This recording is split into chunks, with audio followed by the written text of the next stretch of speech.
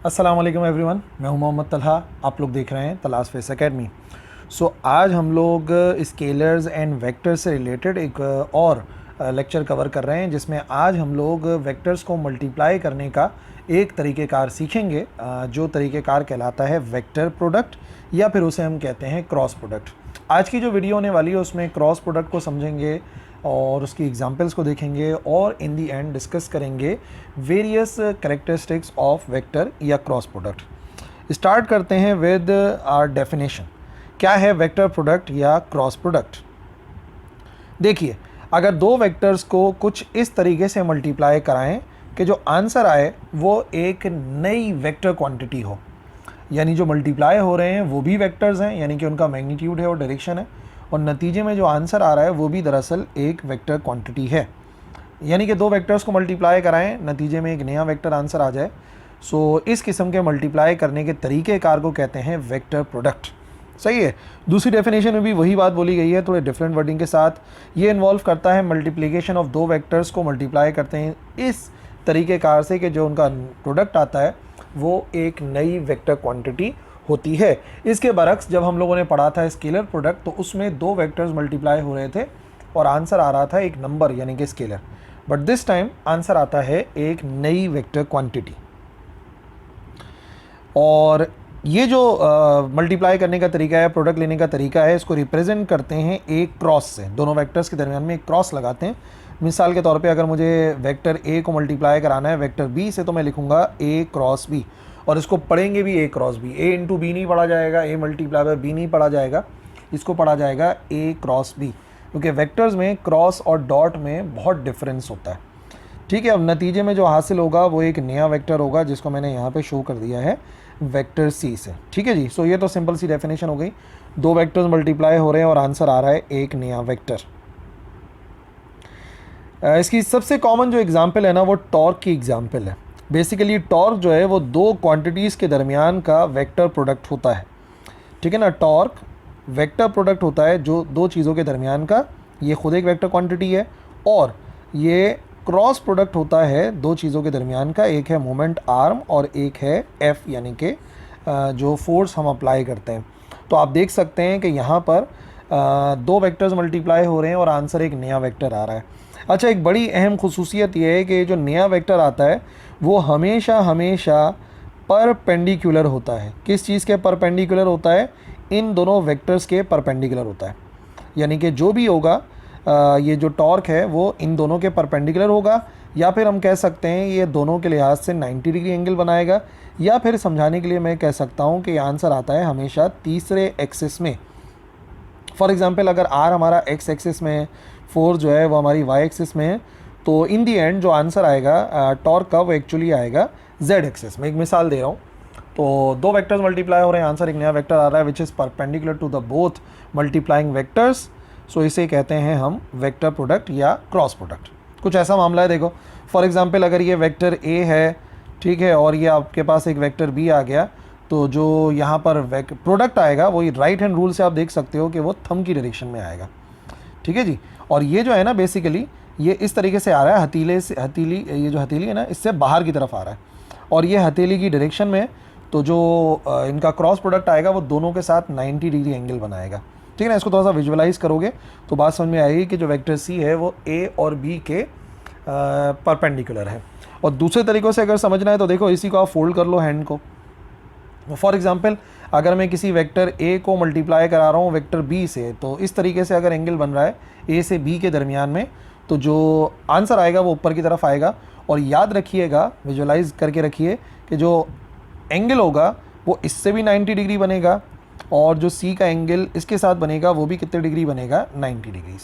Cross product का answer हमेशा vectors के 90 डिग्री पर आता है। ये भी एक एग्जांपल है जिसके अंदर आप देख सकते हैं कि अगर एक टायर है, तो टायर का जो मूवमेंट आर्म होता है, यानी कि सेंटर से लेके जो फासला होता है, वो आपको वाई एक्सिस के अंदर नज़र आ रहा है। जो आर है वो कौन से एक्सिस में है? वाई एक्सिस में। जो फोर्स अप्लाई कर रहे हैं हम इस टायर के ऊपर, वो क्लियरली नज़र आ रहा है कि वो एक्स एक्सिस के अंदर है। तो जो टॉर्क प्रोड्यूस होगा वो तीसरे एक्सिस के अंदर होगा, और तीसरा एक्सिस कौन सा बचा? Z axis. तो ये जो टॉर्क है, ये बेसिकली ये जो सिंबल बना हुआ है ना, जो सिंबल बना हुआ है इस तरीके से डॉट लगा हुआ है, इसका मतलब होता है हमेशा आउटसाइड। और अगर आप स्क्रीन पे देख रहे हो ना, जाहिर सी बात है इसको, तो स्क्रीन से बाहर की तरफ आ रहा होगा ये टॉर्क एरो, आपकी तरफ आ रहा होगा, आपकी स्क्रीन से बाहर निकलता हुआ। तो भी याद रखिए कि जो टॉर्क है वो एक्चुअली कौन से एक्सिस के अंदर आ रहा है, जेड एक्सिस में।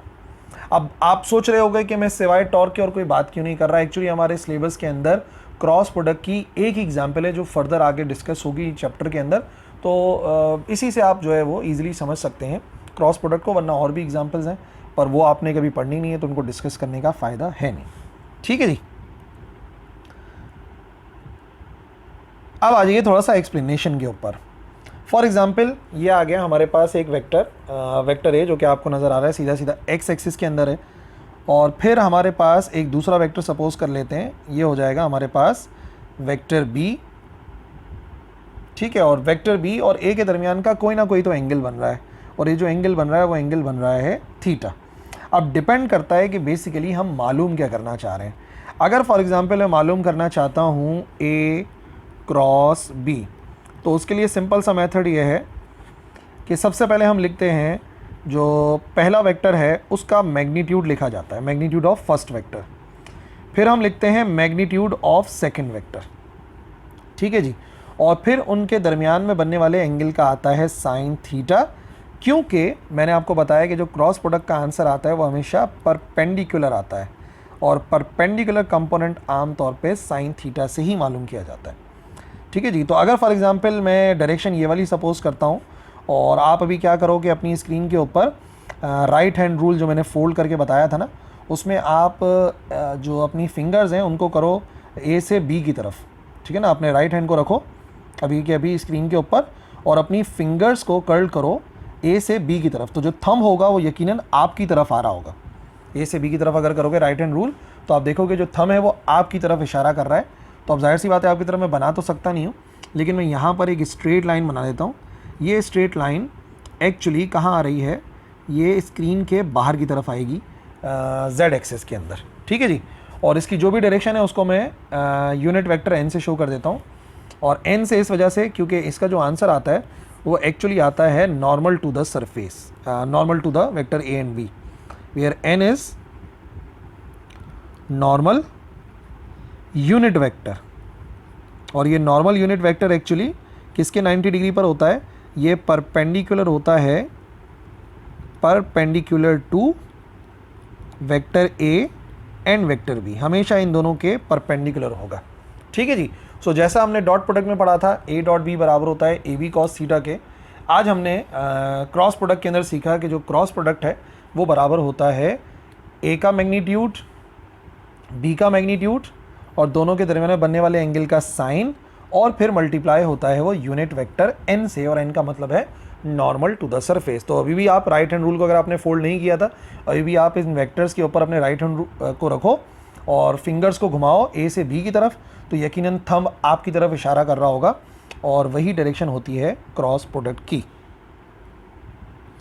क्या कह सकते हैं हम, जो वेक्टर प्रोडक्ट है दो वेक्टर्स की, वो प्रोडक्ट होता है मैग्नीट्यूड्स उन दोनों वेक्टर्स का, और जो एंगल है साइन उस पर डिपेंड करता है। और अगर ये तो मैं आपको सिर्फ मैग्नीट्यूड बता रहा हूँ, बेसिकली ये मैं आपको वेक्टर प्रोडक्ट का मैग्नीट्यूड बता रहा हूँ।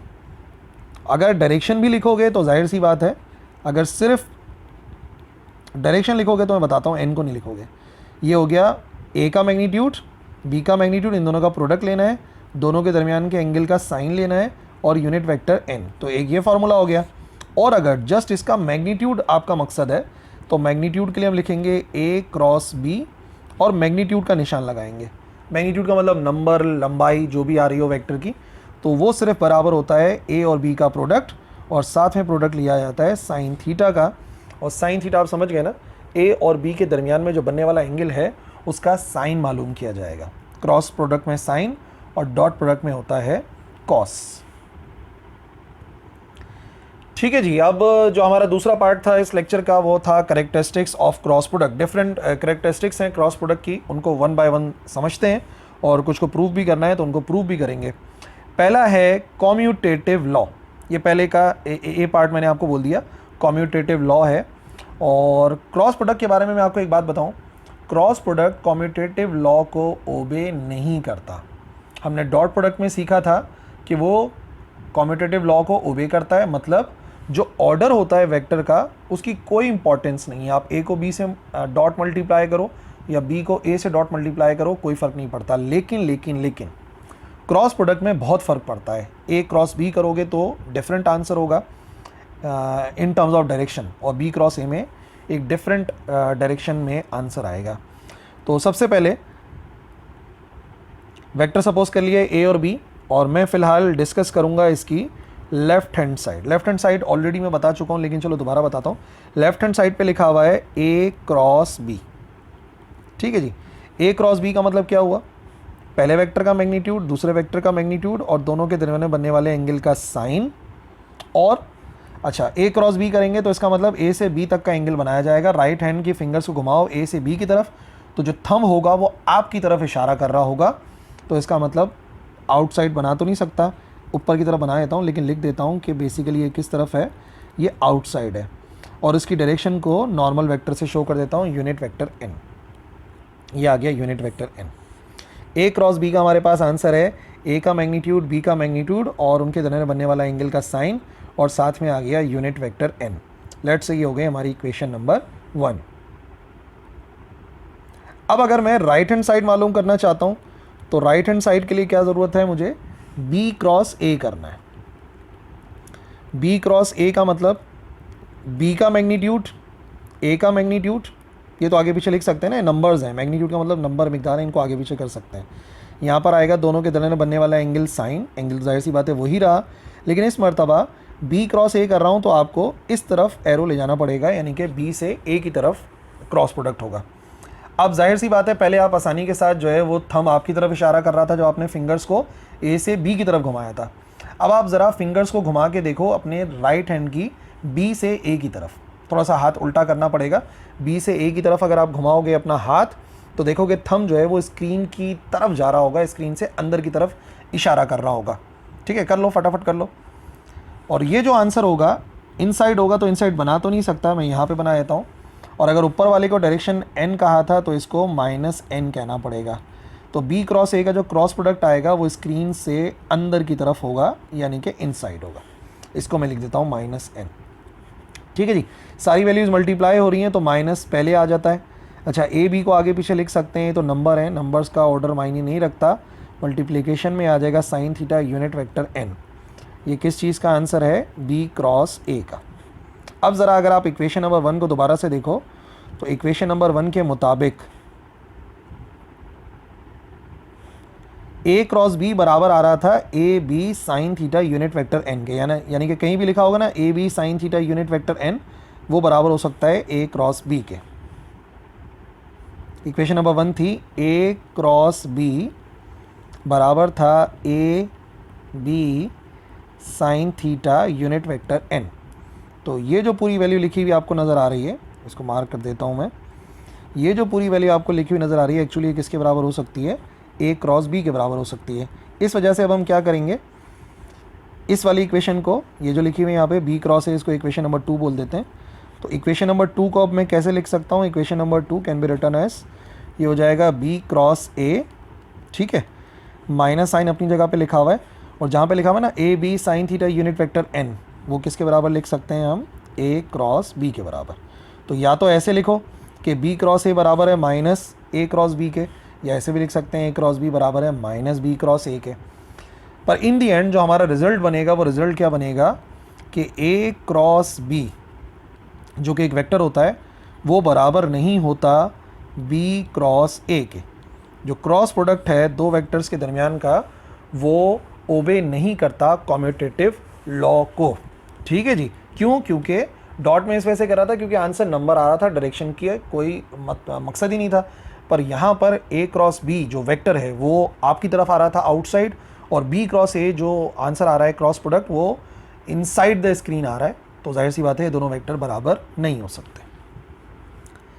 ठीक है जी, नेक्स्ट प्रॉपर्टी है 1 का b part, distributive law. Distributive law हमें प्रूव नहीं करना, ना उसकी ज़रूरत है, और सिर्फ वो हमें समझना है कि डिस्ट्रीब्यूटिव प्रोडक्ट है क्या। जो डिस्ट्रीब्यूटिव लॉ है वो दो तरीक़ों से लिख सकते हैं, या तो हम ऐसे लिख देते हैं कि a cross b plus c अगर किया जाता है, ठीक है ना, क्रॉस प्रोडक्ट ले रहे हैं a cross b plus c, तो बराबर आएगा ईजिली डिस्ट्रीब्यूट कर सकते हैं। ये हमेशा बराबर आता है ए क्रॉस बी कर लो प्लस ए क्रॉस सी कर लो। यानी बेसिकली हमने क्या करा, बेसिकली हमने मल्टीप्लाई करा, पहले ए क्रॉस बी किया और फिर ए क्रॉस सी करा, तो वो इसके बराबर आ सकता है। और इसी लॉ को लिखने का एक डिफरेंट तरीक़ेकार भी हो सकता है। इसी लॉ को हम ऐसे भी लिख सकते हैं, लेट से लिखा हुआ है ए प्लस बी और फिर इसका क्रॉस ले लो वेक्टर सी के साथ, तो ये बराबर आ जाएगा ए क्रॉस सी, यानी ए पहले सी से मल्टीप्लाई हो गया प्लस फिर बी जो है वो मल्टीप्लाई हो जाएगा सी से, तो उसके हम लिखेंगे बी क्रॉस सी। तो क्रॉस प्रोडक्ट जो होता है दो वेक्टर्स के दरमियान में, वो ओबे करता है डिस्ट्रीब्यूटिव लॉ को। यानी जैसे नंबर डिस्ट्रीब्यूट हो जाते हैं वैसे वेक्टर्स भी होता है। नंबर भी तो ऐसे ही होते हैं ना, देखो अगर लिखा हुआ है कहीं पे 3 मल्टीप्लाई बाय 2 + 5, तो क्या ये हमेशा किसके बराबर आएगा, ये बराबर आएगा 3 × 2 + 3 × 5 के, दोनों बराबर ही आते हैं ना भाई। इसको सॉल्व करोगे अगर तो 3 × 2 + 5 कितना होता है 7, 7 × 3 21, ठीक है। इधर भी सॉल्व करोगे तो 3 × 2 = 6, 3 × 5 = 15, 15 और 6 भी किसके बराबर होगा 21 के। तो नंबर्स तो ओबे करते ही हैं, लेकिन डॉट प्रोडक्ट और क्रॉस प्रोडक्ट भी ओबे करता है डिस्ट्रीब्यूटिव लॉ को। ठीक है जी।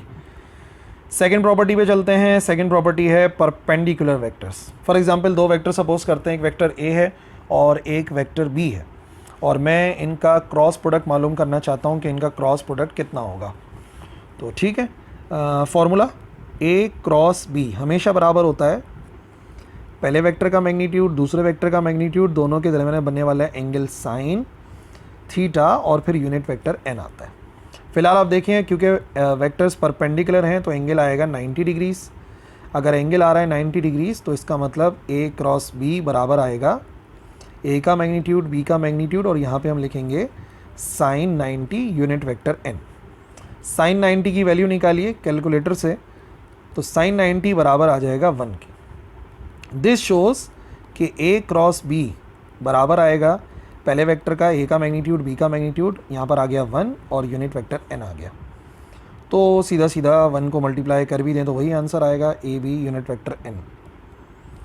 इसको समझने के लिए एक बात और लिख देता हूँ। अगर मैं सिर्फ इसके मैग्नीट्यूड की बात करता हूँ, ए क्रॉस बी का सिर्फ मैग्नीट्यूड लिखूँ, डायरेक्शन ना लिखूँ, यूनिट वेक्टर ना लिखूँ, तो एक्चुअली ये बराबर आ जाएगा ए इंटू बी के। अब इधर हम दो बातें समझ सकते हैं। या तो मैं समझाने के लिए लिख देता हूँ कि क्रॉस प्रोडक्ट परपेंडिकुलर वेक्टर्स का हमेशा बराबर होता है प्रोडक्ट ऑफ मैग्नीट्यूड्स के, ठीक है, जो भी उनके वेक्टर के मैग्नीट्यूड्स हैं उनके प्रोडक्ट के बराबर आएगा। प्रोडक्ट मतलब मल्टीप्लाई करना। या फिर याद रखिए जो मैक्सिमम आंसर आ सकता है दो वेक्टर्स के क्रॉस प्रोडक्ट का, वो सिर्फ और सिर्फ परपेंडिकुलर वेक्टर्स में ही आ सकता है। ठीक है, तो अगर डॉट प्रोडक्ट की प्रॉपर्टीज आप पढ़ चुके हो, लेक्चर देख चुके हो, तो आपने देखा था परपेंडिकुलर में उसका आंसर मिनिमम आता है 0 और क्रॉस प्रोडक्ट में उसका जो आंसर है वो मैक्सिमम आता है। ठीक है। पैरेलल वेक्टर्स, अगर दो वेक्टर्स आपस में पैरेलल हैं तो क्या होगा, जैसे यहाँ पे आपको दो वेक्टर्स नज़र आ रहे हैं, एक वेक्टर ए और एक वेक्टर बी है, और आप देख सकते हैं कि दोनों की डायरेक्शन सेम है, और सेम डायरेक्शन का मतलब इनके दरमियान का एंगल 0 बना। पैरेलल का मतलब एंगल 0 होता है। तो अगर ए क्रॉस बी मालूम करना चाहते हैं, ए का मैग्नीट्यूड बी का मैग्नीट्यूड और दोनों के दरमियान में एंगल का साइन, और यहाँ पर आएगा यूनिट वेक्टर एन। अब फॉर परपेंडिकुलर वेक्टर जो थीटा है वो बराबर होता है 0 के, इसलिए जब ए क्रॉस बी मालूम करेंगे तो वो बराबर आएगा ए का मैग्नीट्यूड बी का मैग्नीट्यूड, और साइन एंगल की जगह पे लिखेंगे 0 और यूनिट वेक्टर एन आएगा। अब अगर आप साइन 0 मालूम करते हो तो साइन 0 डिग्री भी 0 के बराबर होता है with the help of calculator. इसका मतलब ये हुआ कि ए क्रॉस बी का जो आंसर आएगा वो आएगा ए का मैग्नीट्यूड बी का मैग्नीट्यूड 0, और 0 से मल्टीप्लाई होकर जो कंप्लीट आंसर आएगा वो बराबर आ जाएगा 0 के। इसका मतलब ए क्रॉस बी का जो आंसर आता है वो एक्चुअली एक नल वेक्टर आता है। ठीक है ना, 0 नहीं बोल सकते, नल वेक्टर आंसर आएगा ए क्रॉस बी का। बट अगर सिर्फ मैग्नीट्यूड की बात करोगे कि भाई अगर पैरेलल वेक्टर्स हैं और उनके क्रॉस प्रोडक्ट का आपको सिर्फ मैग्नीट्यूड चाहिए, तो आप कह सकते हो कि वो 0 के बराबर आएगा। ठीक है ना, तो आप कह सकते हैं कि वो किसके बराबर आ रहा है 0 के। ठीक है, परपेंडिकुलर का आंसर मैक्सिमम आ रहा है, पैरेलल का आंसर मिनिमम आ रहा है। ये प्रॉपर्टीज़ जो है वो रिवर्स हो गई हैं as compare to dot product. अगर वेक्टर्स एंटी पैरेलल हो, एक दूसरे से अपोजिट डायरेक्शन के अंदर हो, जैसे ए और बी आपको नज़र आ रहा है, एंटी पैरेलल का मतलब होता है एंगल बनता है 180। इस सूरत में अगर ए क्रॉस बी मालूम करेंगे तो ए क्रॉस बी बराबर आएगा ए का मैग्नीट्यूड बी का मैग्नीट्यूड और sine theta unit vector N. ठीक है, थीटा कितना है इस केस के अंदर, थीटा बराबर है 180। तो इधर अगर वैल्यू पुट करेंगे तो ए का मैग्नीट्यूड बी का मैग्नीट्यूड साइन आएगा 180 और यूनिट वेक्टर एन लिखेंगे, ये आ गया ए क्रॉस बी। अब आपने साइन 180 मालूम करना है, तो अगर आप साइन 180 कैलकुलेटर से मालूम करोगे वो 0 के बराबर आएगा। इट मीन्स यहाँ भी अगर वैल्यूज़ पुट करूँगा तो पिछली मरतबा की तरह यानी कि पैरेलल वेक्टर्स की तरह जो क्रॉस प्रोडक्ट है एंटी पैरेलल का वो भी बराबर आता है नल वेक्टर के। ठीक है, अभी मैंने मैग्नीट्यूड नहीं लिया तो मैं लिख दूँगा यहाँ पे नल वेक्टर। और अगर मैग्नीट्यूड बोला जाए कि एंटी पैरेलल वेक्टर्स हैं, बताइए उनके क्रॉस प्रोडक्ट का मैग्नीट्यूड कितना होगा, तो आप कह सकते हैं कि वो एक्चुअली बराबर होगा 0 के। ठीक है, मैग्नीट्यूड में तो 0 लिख सकते हैं, बट वेक्टर फाइज तो आपको लिखना पड़ेगा सही तरीके से कि वो नल वेक्टर है। अगर सेल्फ प्रोडक्ट लिया जाए किसी वेक्टर को अपने ही आप से अगर मल्टीप्लाई करा दें तो फिर क्या आंसर आएगा। याद रखिए, जब भी सेल्फ होते हैं तो उनके दरमियान का एंगल 0 बनता है। अब टेक्निक आपको पता है कि जो 0 एंगल वाला हमने सॉल्व करा है, पैरेलल वाला एंटी पैरेलल वाला, वो 0 के बराबर आता है। लेकिन फिर भी इसको एक मरतबा फिर सॉल्व करते हैं तो ए क्रॉस ए बराबर आएगा ए का मैग्नीट्यूड फिर ए का मैग्नीट्यूड और साइन लिखना पड़ेगा 0 डिग्री और यूनिट वेक्टर एन। अभी हमने देखा 2-3 बार साइन 0 डिग्री बराबर होता है 0 के। देयरफॉर अगर ए क्रॉस ए का फाइनल आंसर निकालें वैल्यूज़ वगैरह पुट करके तो वो भी किसके बराबर आ रहा है, जो मैग्नीट्यूड है वो बराबर आ रहा है 0 के। ठीक है ना। या अगर सिर्फ वेक्टर वाइज बात करोगे तो नल वेक्टर बोल दो वरना 0 बोल दो। सेल्फ प्रोडक्ट भी 0 आता है, यानी कि A cross A 0, B cross B 0, C cross C 0। ये बात याद रखिएगा क्योंकि यूनिट वेक्टर्स में इसको हम इस्तेमाल करने वाले हैं। जो हमारी छठी प्रॉपर्टी है यूनिट वेक्टर्स की, यूनिट वेक्टर का लेक्चर मैं समझा चुका हूँ। एक्स एक्सिस, वाई एक्सिस और जेड एक्सिस के लिहाज से 3 यूनिट वेक्टर्स होते हैं। क्योंकि यूनिट वेक्टर हैं तो आई का मैग्नीट्यूड, जे का मैग्नीट्यूड और के का मैग्नीट्यूड सब बराबर होता है 1 के। ठीक है, और इन सब के दरमियान का आपस का जो एंगल होता है वो 90 डिग्री होता है। आई का जे से एंगल 90 डिग्री होता है, के जो कि स्क्रीन से आपकी तरफ आ रहा होगा बाहर की तरफ उससे भी एंगल 90 होगा। आई का के से और जे का के से भी एंगल 90 डिग्री के बराबर होगा। ठीक है ना, यूनिट वेक्टर्स में। अब देखिए क्या होगी वैल्यू आई क्रॉस आई, इससे पहले हम पढ़ के आ चुके हैं। ए क्रॉस ए किसके बराबर था, 0 के बराबर। जे क्रॉस जे तो इसका मतलब बी क्रॉस बी 0। आई क्रॉस आई बोल दें आप, जे क्रॉस जे कर लें या के क्रॉस के कर लें, इन सब का मैग्नीट्यूड किसके बराबर आएगा, 0 के बराबर। जबकि डॉट प्रोडक्ट में यही सिमिलर वेक्टर्स आंसर 1 दे रहे थे और ये आंसर 0 के बराबर दे रहा है। ठीक है, बट इंटरेस्टिंग पता है क्या है, इंटरेस्टिंग है अगर आप आई क्रॉस जे मालूम करो, आई क्रॉस जे। ठीक है, अब क्या होगा, सबसे पहले हम लिखेंगे आई का मैग्नीट्यूड, फिर हम लिखेंगे जे का मैग्नीट्यूड, फिर आएगा दोनों के दरमियान बनने वाले एंगल का साइन जो कि आपको पता है 90 डिग्री होता है, और फिर एक यूनिट वेक्टर आएगा जो आई और जे के परपेंडिकुलर हो। एक ऐसा यूनिट वेक्टर जो आई और जे के परपेंडिकुलर है। आई और जे के परपेंडिकुलर कौन सा यूनिट वेक्टर होता है, यूनिट वेक्टर के होता है। तो इसका मतलब यहाँ पे हमें लिखना पड़ेगा यूनिट वेक्टर के। आई का मैग्नीट्यूड भी 1 होता है मैंने बताया, जे का मैग्नीट्यूड भी 1 होता है, साइन 90 भी 1 के बराबर होता है। ये सब 1 हो जाएंगे तो फाइनल आंसर बनेगा आई क्रॉस जे बराबर आएगा के। ठीक है जी, यहाँ से प्रॉपर्टीज समझते हैं। आई क्रॉस जे बराबर आ गया के, और अगर जे क्रॉस के करोगे तो किसके बराबर आएगा। अब आप देख सकते हो जे वाई एक्सिस के अंदर है, के जेड एक्सिस के अंदर है, तो अब एक ऐसा यूनिट वेक्टर आना चाहिए आंसर जो कि एक्स एक्सिस में हो, और X axis to the right कौन सा यूनिट वेक्टर होता है, यूनिट वेक्टर आई होता है। इसी तरीके से अगर के क्रॉस आई करेंगे तो के क्रॉस आई बराबर आएगा किसके, के हो गया जेड एक्सिस में, आई हो गया एक्स एक्सिस में। जो आंसर आएगा वो इन दोनों के परपेंडिकुलर आएगा जो कि वाई एक्सिस में, और वाई एक्सिस का यूनिट वेक्टर होता है यूनिट वेक्टर जे। सही है भाई, तो ये जो है ना ये बात आपने याद रखनी है। और इसी से मिलता जुलता इधर ही समझा देता हूँ। चलो, अगर हमें जे क्रॉस आई करना पड़े तो क्या करेंगे, अगर हमें के क्रॉस जे करना पड़े तो क्या करेंगे। अगर आई क्रॉस के करना पड़े तो क्या करेंगे, एंगल वाइज चेंज होती है ना डायरेक्शन। तो हमने देखा था वेक्टर्स को जब आगे पीछे लिखते हैं तो क्रॉस प्रोडक्ट का आंसर सिर्फ डायरेक्शन बदल लेता है, आंसर के साथ माइनस आता है। अगर आई क्रॉस जे के आ रहा है तो जे क्रॉस आई माइनस का के आएगा। मतलब अगर आई क्रॉस जे स्क्रीन से बाहर की तरफ आ रहा है तो जे क्रॉस आई स्क्रीन से अंदर की तरफ जाएगा। आप सपोज करके देख लो अपने राइट हैंड रूल से, के क्रॉस जे का आंसर माइनस आई आएगा। और इसी तरीके से यहाँ की पोजीशन आगे पीछे कर दी, के क्रॉस आई अगर जे के बराबर था तो इसका मतलब आई क्रॉस के बराबर होगा माइनस के जे के। ठीक है भाई, ये प्रॉपर्टी आपने याद रखनी है। ओके, और इसको याद रखने का एक और तरीक़ेकार आपको समझाता हूँ मैं। इसको आप एक और तरीके से याद रख सकते हो। कैसे? आप इस सर्किल को याद रखिए, आई फिर आता है जे फिर आता है के और के बाद एरो लगा के बना लो आई। जब भी आप एरो की सिम्त में जा रहे होगे ना तो आंसर पॉजिटिव आएगा और तीसरा वेक्टर आएगा, और अगर एरो के अपोजिट जाओगे तो आंसर माइनस आएगा। मिसाल के तौर पे आई क्रॉस जे मालूम करते हुए आप एरो की तरफ जा रहे हो तो आंसर आ जाएगा के, आई क्रॉस जे बराबर है के। जब जे क्रॉस के कर रहे हो तो एरो की डायरेक्शन में जा रहे हो तो आंसर आ जाएगा प्लस का आई, ये आ गया। के क्रॉस आई कर रहे हो तो एरो की डायरेक्शन में पता चलेगा आंसर आ जाएगा जे, ये आ गया, आंसर आ गया जे। पर जैसे ही आप एरो के अपोजिट जाओगे, लेट से जे क्रॉस आई, अगर मैं जे से आई की तरफ जा रहा हूं तो मैं एरो के अपोजिट जा रहा हूं, आंसर आएगा तो तीसरा वेक्टर पर माइनस का के आएगा, ये लिखा माइनस का के क्रॉस आई, एरो से अपोजिट जा रहे हो आंसर आएगा जे, लेकिन वो आंसर आएगा माइनस का जे।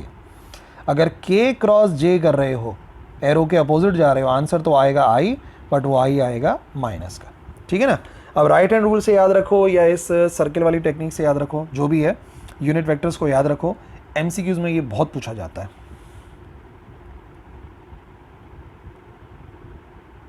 लास्ट है हमारे पास रेक्टेंगुलर कंपोनेंट्स।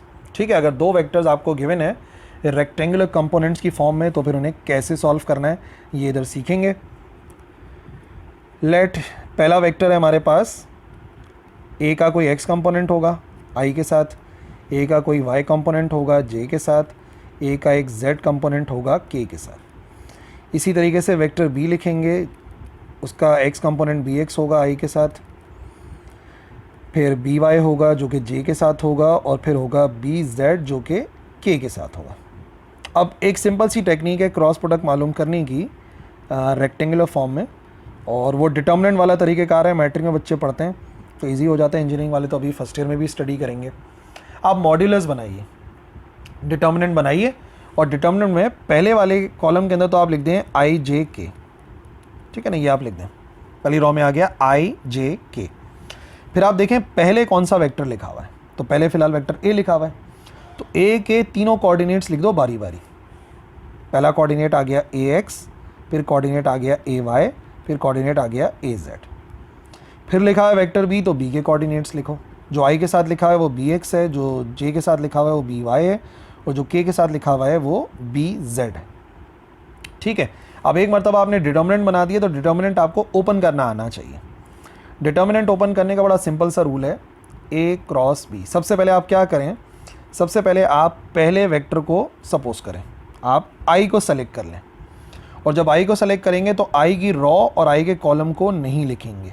ठीक है, आई की रॉ और आई के कॉलम को नहीं लिखेंगे, जो बचेगा सिर्फ उसे लिख लेंगे, यानी कि इनको नहीं लिखेंगे, ये नहीं लिखोगे और ये नहीं लिखोगे। ठीक है, तो जो बचेगा वो लिख दो। क्या बचा हुआ नज़र आएगा, आई को सेलेक्ट कर दिया, ये बच गया ए वाई, यहाँ पे बच गया ए जेड, इधर बच गया बी वाई, और यहाँ पर आ गया बी जेड। ठीक है, फिर ऑल्टरनेट साइन के साथ जे को सेलेक्ट करो। जब जे को सेलेक्ट करोगे तो जे की रॉ और जे का कॉलम छोड़ दो, जे की रॉ और जे का कॉलम छोड़ दो, बाकी जो चार चीज़ें बचेंगी उन्हें लिखो। जे की रॉ जे का कॉलम का मतलब क्या हुआ, जो आपने इसको सेलेक्ट करा तो इसको हटा दो यहाँ से, और इनको हटा दो, जो चार बचे उनको लिख दो वेक्टर्स को। ठीक है, तो क्या बनेंगे वो वेक्टर्स, वो वेक्टर्स बनेंगे हमारे पास ए एक्स, बी एक्स, ए जेड और बी जेड। इसी तरीके से अब ऑल्टरनेट साइन के साथ के को सेलेक्ट करेंगे, पहला प्लस फिर माइनस फिर प्लस। अब के की रॉ और के का कॉलम छोड़ दो तो बचेगा ए एक्स, ए वाई, बी एक्स और बी वाई। ठीक है, फिर डिटर्मिनेंट का एक तरीक़ेकार होता है, डिटर्मिनेंट मालूम करने का एक तरीक़ेकार होता है, मैं यहाँ पे बता भी देता हूँ। डिटर्मिनेंट मालूम करने का तरीक़ेकार ये होता है, इधर अगर कहीं पे लिखा हुआ है ना ABCD, तो इसको सॉल्व करने का तरीक़ाकार होता है, इधर बताता हूँ। पहले AD से मल्टीप्लाई होता है, बीच में माइनस का साइन होता है, फिर BC से मल्टीप्लाई होता है, पहले ऐसे फिर ऐसे। ये होता है इसके डिटर्मिनेंट का फॉर्मूला। यानी पहले हमें A को D से मल्टीप्लाई करना है, फिर B को C से मल्टीप्लाई करना है, और बीच में माइनस का साइन आना चाहिए। तो उसी को अगर हम यहाँ पे लिखेंगे तो हमारे लिए क्या बनेगा, A क्रॉस B बराबर आएगा I एज इट इज़, और साथ में आएगा AY मल्टीप्लाई होगा BZ से, AY मल्टीप्लाई होगा BZ से, बीच में माइनस का साइन आएगा, फिर AZ मल्टीप्लाई होगा BY से।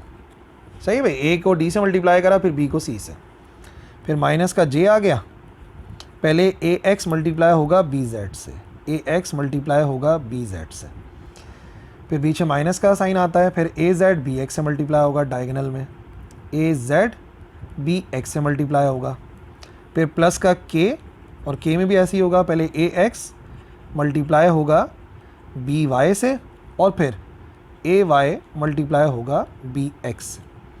ठीक है जी। सो ये तरीक़ेकार है जिसके ज़रिए हम क्रॉस प्रोडक्ट मालूम करते हैं रेक्टेंगुलर कंपोनेंट्स की मदद से। ठीक है ना, इसकी कोई भी एग्जांपल सपोज करके आप क्रॉस प्रोडक्ट मालूम कर सकते हैं। ठीक है जी। सो यही था आज का हमारा लेक्चर क्रॉस प्रोडक्ट के हवाले से। क्रॉस प्रोडक्ट की कैरेक्टरिस्टिक्स देखी, क्रॉस प्रोडक्ट की definition, explanation, examples. I hope सब क्लियर होंगी। कोई भी क्वेरी है, कोई भी कन्फ्यूजन है तो आप लिख सकते हैं कमेंट सेक्शन में, इंशाल्लाह मैं ज़रूर रिप्लाई करूँगा। That's all for this lecture. अल्लाह हाफ़िज़।